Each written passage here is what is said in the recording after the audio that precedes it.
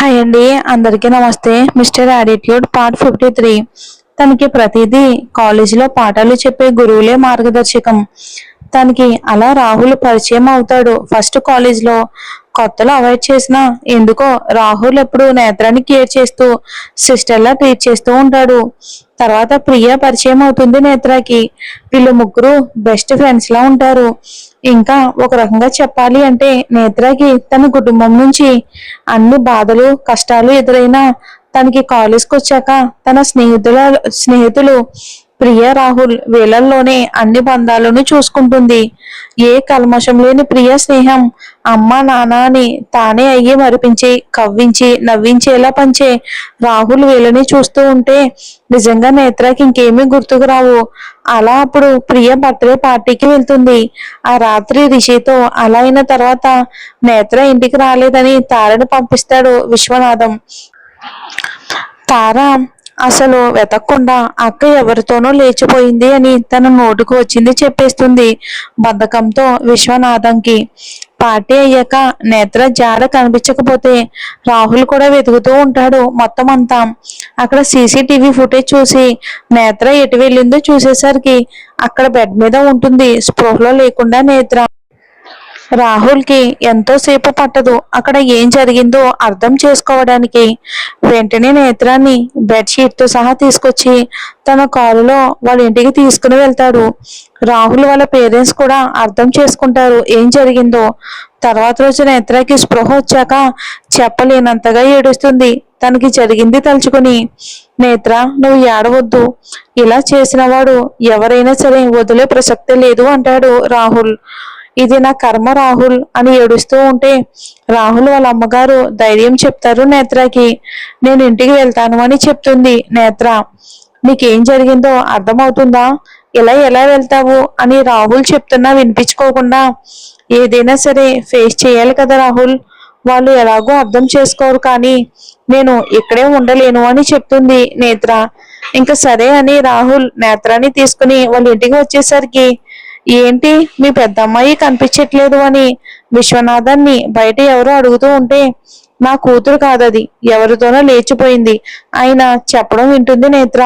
నాన్న అని పిలిచేది కాస్త ఆగిపోయి అక్కడే కళ్ళు తిరిగి పడిపోతూ ఉంటే రాహుల్ పట్టుకుని తనని ఇంటికి తీసుకుని వచ్చేస్తాడు నేత్రాని. తర్వాత నేత్ర రాహుల్ వాళ్ళ ఇంట్లోనే ఉంటుంది.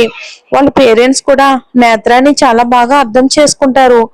ఆడపిల్ల అంటే ఇష్టం ఉండడం, ఇంకా నేత్ర రాహుల్ అన్న చెల్లెల్లా కలిసిపోయి ఉండడంతో తనలో తమ కూతుర్నే చూసుకుంటూ ఉంటారు. రాహుల్కి ఆస్ట్రేలియాలో సెటిల్ అవ్వడం చిన్నప్పటి నుండి ఆశ. అయితే అందుకు తగ్గట్టు అక్కడికి వెళ్ళాలి అనుకోవటం. ఫస్ట్ నేత్రాన్ని ఒప్పించి తనతో పాటు తీసుకుని వెళ్ళిపోవడం జరుగుతుంది. తర్వాత వాళ్ళ ఫ్యామిలీ అంతా కూడా ఆస్ట్రేలియాలోనే సెటిల్ అవుతారు అక్కడే. ఇలా ఉండగా నేత్ర ప్రెగ్నెంట్ అని తెలుస్తుంది. తర్వాత ఇక ఆద్య కూడా పుడతారు. పని మీద సిటీ వచ్చిన వీరేంద్రకి విశ్వనాథం కనిపిస్తాడు. చూడగానే ఇంద్రాణి ఎలా ఉంది అని అడుగుతారు. ఏం చెప్పాలో అర్థం కాదు విశ్వనాథానికి. పిల్లలు అని అడిగితే ఒక కూతురు ఉంది అంటాడు విశ్వనాథం. నా చెల్లిని చూడాలి అని వీరేంద్ర అంటే వద్దు అని అనలేడు విశ్వనాథం. ఇంటికి వస్తూ ఉంటే బయట ఆయన నిలబెట్టి లోపలికి వెళ్తాడు విశ్వ. ఇంద్రాని అన్నయితే ఏంటి, అదే లేనప్పుడు ఇతనికి ఇక్కడ పని ఏంటి అని అంటుంది రాగిని. మెల్లగా రాగిని అంటాడు విశ్వనాథం. బయట ఉన్న తారతో మాట్లాడుతూ ఏ కాలేజ్ అని అడుగుతాడు వీరేంద్ర. చెప్తుంది తార. అవునా, మా అమ్మాయి ప్రియ మీ కాలేజేనా అని చెప్తే, అంటే యంగ్ హీరో రిషి అని అడుగుతుంది. మా కొడుకు అని చెప్పగానే తారాకి సౌండ్లు ఉండవు, షాక్ అవుతుంది. లోపల అటుడు విని మొత్తం చెప్తుంది రాగినితో. అప్పుడు వచ్చిన రాగినికి క్రూరమైన ఆలోచన నేత్ర ప్లేస్ లో తారని ఆయన చెల్లెలి కూతురుగా పరిచయం చేయటం. హాల్లో గోడకి దండ కట్టి వేలాడదీసిన తన చెల్లి ఫోటో చూసి కన్నీటి పర్యంతం అవుతారు వీరేంద్ర. అమ్మ, నాకు రిషి అంటే చాలా ఇష్టం అని చెప్పడం. మీ మేనకోడలు అని రాగిని తారని ఆయన పక్కనే నిలబెడుతుంది. ఎమోషనల్ గా ఉన్నప్పుడే మీ మేనకోడల్ని మీ రిషికి ఇచ్చి పెళ్లి చేస్తే మీ చెల్లి ఆత్మ శాంతిస్తుంది అని చెప్పి ఒప్పిస్తుంది. తర్వాత నేత్ర రిషి ఎయిర్పోర్ట్ లో కలవటం, నేత్రతో రిషితో పెళ్లి. మహేంద్రతో తారా పెళ్లి ఇవన్నీ జరిగిపోతాయి. బెస్ట్ పనిష్మెంట్ చెప్పండి. ఎలా ఉండాలి అంటే రాగిణికి మామూలుగా ఉండకూడదు. చెప్పు విశ్వనాథం, నాకు అబద్ధం ఎందుకు చెప్పారు? నా మేనకోడలు నేత్ర అయితే తారా అని అబద్ధం ఎందుకు చెప్పారు అని అడుగుతాడు వీరేంద్ర.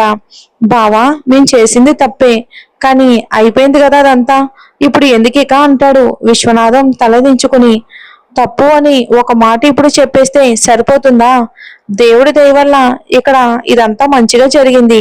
రిషి నేత్రాల పెళ్లి జరిగినది కాబట్టి సరిపోయి ఉండాది. లేకపోతే ఎలా అసలు? అయినా అబద్ధం, అది కూడా ఒక మనిషి స్థానంలో ఇంకొకరిని ఎలా తీసుకుని వస్తారు అని అడుగుతారు. భయంగా చూస్తూ ఉంటుంది రాగిని. మాట్లాడండి అని ఆయన కొంచెం గొంతు పెంచి అడిగేసరికి అన్నయ్య గారు అంటుంది రాగిని. ఆడదాని వయ్యుండి నీ కూతురికి అర్హత లేని చోట అందలో మెక్కించాలని చూస్తావా? దీనికి పరిణామాలు ఎలా ఉంటాయో నువ్వు ఊహించలేవు అంటారు. బుద్ధి తక్కువైంది అన్నయ్య. నా కూతురు మంచి స్థానంలో ఉంటుంది అని అలా చేశానే తప్ప ఏ దురుద్దేశం లేదక్కడ. అయినా నేత్ర అప్పుడు ఇంట్లో నుండి లేచిపోయిందని మాత్రమే అనుకున్నాను నేను. దైవ సాక్షిగా ప్రమాణం చేసి చెప్తున్నా. అందుకే ఆశపడ్డాను. నా కూతురి భవిష్యత్ అయినా బాగుంటుంది అని. అంతే, అంతకు మించి ఇంకేమీ లేదు అని చెప్తుంది రాగిణి. ఇంకొకసారి ఆ మాట అన్నావంటే ఏం చేస్తానో నాకే తెలీదు. నువ్వు చూసావా అని అనేసరికి సైలెంట్ అయిపోతుంది రాగిణి. ఏం విశ్వనాథం, నీ బుద్ధి ఏమైంది? కన్న కూతురుండగా వేరే వాళ్ళని తీసుకొచ్చి నీ కూతురు అని చెప్పడానికి సిగ్గుగా లేదా? ఏం చెప్పారు మీరు? నా చెల్లి యాక్సిడెంట్ లో చనిపోయింది అనే కదా? అసలు అదేనా నిజమేనా? లేకపోతే దానిని మీరే చంపేశారా తప్పించుకోవటానికి? అలా కథలు అల్లుతున్నారా అని వీరేంద్ర గారు అంటూ ఉంటుంటే, బావా, నీకు తెలుసు కదా నేను ఎంతగా ప్రేమించాను. ఇంద్రాని నా జీవితం అనుకున్నాను. కానీ అని ఏదో చెప్తూ ఆపేస్తూ ఉంటే, కానీ ఏంటి అని అడుగుతాడు వీరేంద్ర. కానీ ఏంటి అని అడుగుతాడు వీరేంద్ర కోపంగా. తన చెల్లి గురించి ఆయనకి నెగిటివ్ గా అనుకుంటున్నది చెప్తే తనని చంపేస్తాడని ఫిక్స్ అయ్యి, చంపేస్తాడని భయపడి, ఏమీ లేదు బావా, ఏమీ లేదు, నేను చేసింది తప్పే. నేను కూడా నేత్ర నిజంగానే లేచిపోయింది అనుకున్నాను అంటాడు. లేచిపోయింది అనుకున్నావా? అంటే అక్కడ ఏం జరిగిందో తెలియదు, కానీ మీరు మాత్రం అనేసుకుంటున్నారు. అసలు నీకు నీ కూతురి మీద ఏమైనా ప్రేమ ఉందా? తను ఎలాంటి పరిస్థితుల్లో ఉంది, ఏం జరిగింది తెలుసుకునే ప్రయత్నం అన్నా చేసావా, వదిలేసావా? ఇన్ని చెప్తున్నావు కదా లేచిపోయింది అని. లేచిపోవటం చూసావా నువ్వు నీ కళ్ళతో? సాక్ష్యాలు ఉన్నాయా పోనీ? చూడకుండా ఇలా ఎలా అనగలుగుతున్నావు అని వీరేంద్ర అడిగేసరికి ఇంట్లో నుంచి వెళ్ళిపోయి రాత్రి దాటినా రాకపోయేసరికి అలాగే కదా అనుకుంటాము. అంతెందుకు, నేను మీ చెల్లి కూడా అలాగే వెళ్ళిపోయాం కదా. అప్పుడు మేము లేచిపోయామని మీరు అర్థం చేసుకున్నారు కదా. నా కూతురు కూడా తన తల్లిలాగే అలాగే చేసిందేమో అనుకున్నాను. ఎవరితోనైనా లేచిపోయిందేమోనని విశ్వనాథం అంటూ ఉంటుంటే తండ్రి నోటి వెంబడి అలాంటి మాటలు వింటున్న నేత్ర అక్కడే నానా అని అరిచి కన్నీళ్లు పెట్టుకుంటుంటే రిషి కోపంగా వెళ్తాడు కొట్టడానికి. అంతకన్నా ముందే వీరేంద్ర విశ్వనాథం చెంప పగలగొడతాడు. ఎంత ధైర్యం ఉంటే నా చెల్లి గురించి ఎలా మాట్లాడతావో? ఏమీ తెలియదు దానికి. నిజంగా నీ ప్రేమ వలలో చిక్కుకున్న పిచ్చిది. నువ్వే ప్రేమ అని నీ ముగ్గులోకి దింపి తీసుకుని వెళ్ళిపోయావు. కుటుంబానికి మా అందరికీ దూరం చేశావు. ఆ రోజు నేను నీ అంతు చూసుంటే ఈ రోజు ఈ స్థితి వచ్చేదే కాదు. అది అది నేను చేసిన మొదటి తప్పు. అక్కడ పరిస్థితుల ప్రభావం వలన అలా జరిగింది. అదేంటో తెలుసుకోకుండా కన్న కూతురు మీద జరగరాని దానికి నిందలు వేస్తున్నావు చూడు. ఇది నీ నీచమైన ఆలోచన. ఎటు వెళ్ళిపోయిందో తెలుసుకోకుండా నిందలు మోపుతున్నావు చూడు. ఛీ, ఇక్కడే అర్థమవుతుంది నువ్వేంటో. దీని అంతటినీ చూస్తూ ఉంటే నువ్వు ఎలాంటి వాడువో, నా చెల్లి నిన్ను ఎలా ప్రేమించి తప్పు చేసిందో, తన్ని ఎన్ని బాధలు అనుభవించిందో తలుచుకుంటేనే నా రక్తం మరిగిపోతుంది. అసలు నీకు ఈ భూమి మీద బతికే అర్హత లేదు అని తుపాకీ గురి పెడతాడు విశ్వనాథానికి. మరి తను ఇంద్రాణిని అలా చేశాడు, అవమానించాడు. ఇలాంటి తెలిస్తే అమ్మో, మరి విశ్వ పని ఏంటో చూసుకోవాలి. అన్నాటికి మూల కారణమైన రాగిని సంగతి చూడాలి. ఏం జరుగుతుందో వచ్చే ఎపిసోడ్ లో.